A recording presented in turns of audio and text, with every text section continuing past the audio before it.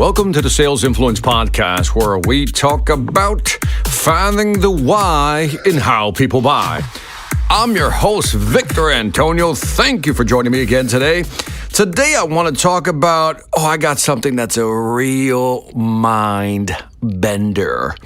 And it has to do with setting goals and sales. This is truly a mind bender. It is awesome. It is going to change the way you think. Are you ready? Here it comes. So I'm listening to Mr. Wonderful, Shark Tank, if you don't know what I'm referring to. Mr. Wonderful is Kevin O'Leary. And Kevin O'Leary said something in this interview that just caught my attention, made me tilt my head like a dog, when they hear something. What? And here's what he essentially said. He looked at 10 years worth of data, so to speak, of all the companies he's owned and worked with or has a partnership in or a share of. And what he found, that the best returns, 99% in his words, are companies run by women. 99% of all positive returns are from women who run the companies. Now, he's not trying to gain brownie points by again, being on the women's side. He's not trying to do that. He's looking at the data. And whether it's a large company or a mid-sized company or small company, guess what? 99% of the returns that he's experiencing are run by women. Now, he said, okay, so what is this? So at this point, they begin to look at the data based on how he's telling the story. And he says, is it time management? Is it because women are better at time management? Is it because women are better at multitasking?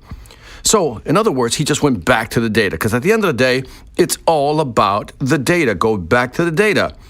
And so what he found was very interesting. And again, I'll put a link in the description so you can find this interview. It's really fascinating.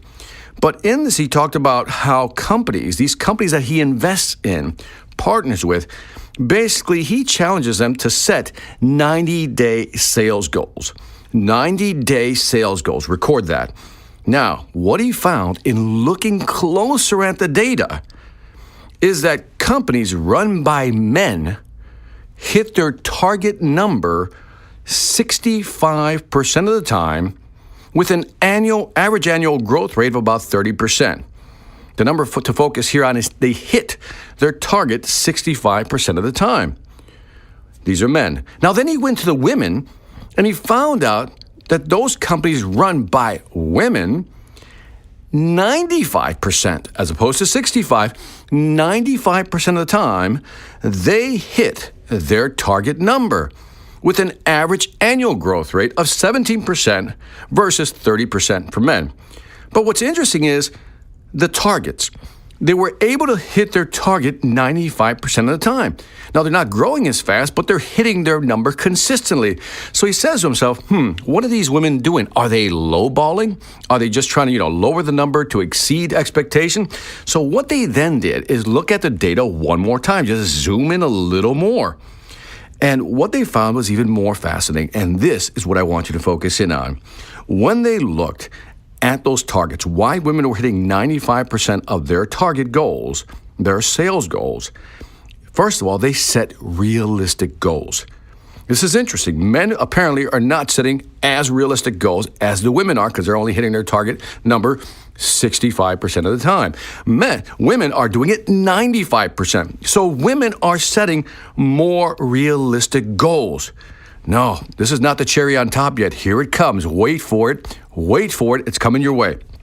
Then, because they're more likely to set realistic goals, guess what? They're more likely to hit their target. And because they hit their target more often, here's where the data gets really interesting, they created a culture of winning. They created a culture of winning. And here it comes the big one. And because they created this culture of winning by setting realistic goals, that led to a low turnover. In other words, people were staying with the company longer. And because people were staying with the company longer, this led to creating a consistent culture across these companies. But here's the payoff. Companies that had realistic goals, mostly women-run companies that had realistic goals, had a 38% drop in turnover. Let me say that again.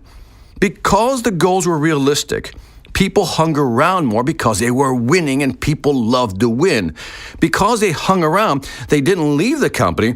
And again, that meant that staff turnover dropped by 38%, and it freed up cash flow as much as 11%. So now this is interesting, because what this is saying is that instead of doing stretch goals that maybe people don't believe in, maybe you should use realistic goals. See, by reducing the goals to something that's realistic, everybody can buy in. They can see it. I like to call that the line of sight. If I have a line of sight that I can hit that goal, and there's a line of sight, I can see it, I'm more motivated to chase it and go after it. But when you set an unrealistic goal that has no line of sight, I've had bosses who set these goals that are so high you can't even imagine getting there. And because you can't imagine getting there, you as a manager put pressure on your salespeople to perform at a higher level. And when they can't see how they're going to get there, they get, I'll just say, disenfranchised and demotivated, and they leave the company. So this is an interesting twist. Most people want to have stretch goals. And I think we all should have a little bit of stretch. But beyond stretch is unrealistic. And the subsequent result, the derivative result of unrealistic goals is that people leave. But the positive side of this story that he tells is that by setting realistic goals, people buy into the goals. Because they buy into the goals, they believe in the goal, that it's achievable, it's believable, we can do this. And when they do hit the goals, it creates, again, this culture of winning. But again, the derivative effect is that because people are hanging around because they love winning with this company, they also create a consistent culture that basically, when you look at the customer experience, that's what customers want. They want to know that they can call into a company and it's consistent service all the time. Do you see how setting realistic goals, realistic sales goals, really is beyond just hitting your number? It trickles down into your organization and your culture. Give this some thought the next time you decide you want to put your goals together. Think about how it impacts you mentally, but more importantly, think about how it impacts your sales team and those people who support your salespeople. And that is it for the Sales Influence Podcast. Don't forget to leave me some feedback on iTunes, Stitcher, or YouTube. You know the deal. Let me know what you think. I'd greatly appreciate it. Also, check out my online sales training platform. You know the deal again, the Sales Velocity Academy.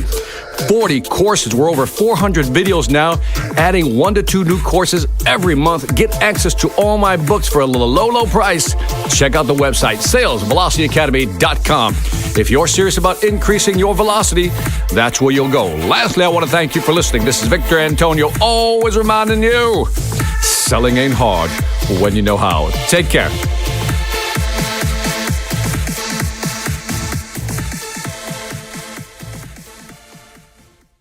Hi, I'm Victor Antonio. I'm an author, sales trainer, and keynote speaker.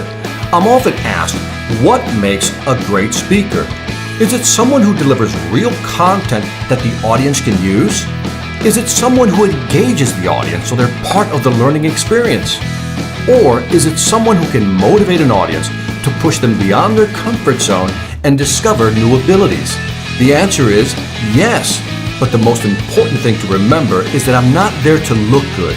I'm there to make my client look good. Simply put, it's never about me, and it's always about them.